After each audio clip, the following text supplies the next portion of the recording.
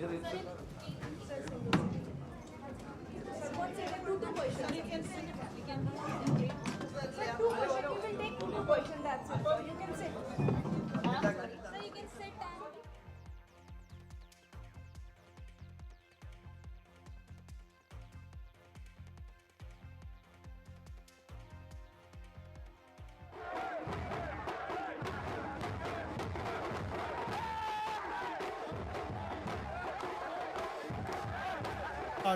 കേന്ദ്രങ്ങൾ ദൃശ്യങ്ങളിൽ കാണുന്നത് പോലെ തന്നെ അടിയും പാടിയും ആഘോഷത്തിമിർപ്പിലാണ് UDF കേന്ദ്രങ്ങൾ.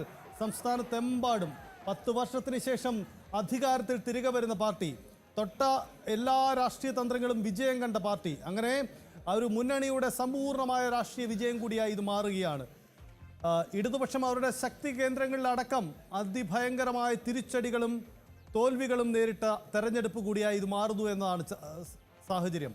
എക്സിറ്റ് പോൾ ഫലങ്ങളെ വെല്ലുന്ന വമ്പൻ വിജയമാണ് ഇവിടെ UDFന് കൈവരുന്നത് എന്നതാണ്. UDF നേതാക്കൾ അവകാശപ്പെട്ടതാണ് എക്സിറ്റ് പോളിനെ വെമ്പുന്ന വലിയ വിജയമുണ്ടാകുമെന്നത്. അതുപോലെ തന്നെ സംഭവിക്കുന്നു. വമ്പൻ വിജയമാണ്. മുഖ്യമന്ത്രിയെ ഹൈക്കമാൻഡ് തീരുമാനിക്കും. ഇതാണ് രമേശ് ചെന്നിത്തലയുടെ വാക്കുകൾ. എന്തായാലും ഹൈക്കമാൻഡിന് മുന്നിലും വെല്ലുവിളി ഏറെയാണ് ആരെ നിശ്ചയിക്കുമെന്നത്. VD സതീശൻ എന്ന പ്രതിപക്ഷ നേതാവിന് തന്നെയാണ് ആദ്യ പരിഗണന എന്നുറപ്പാണ്.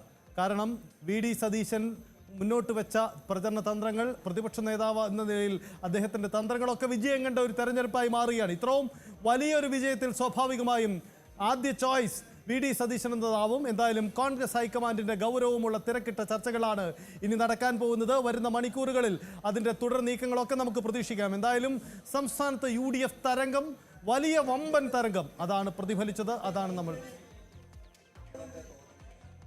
കണ്ടത്.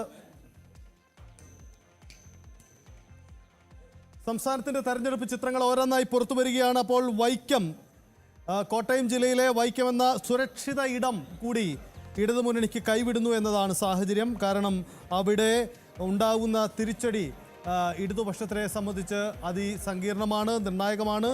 എന്തായാലും വലിയ തിരിച്ചടിയാണ് അവിടെ ഉണ്ടായിരിക്കുന്നത്. ശശി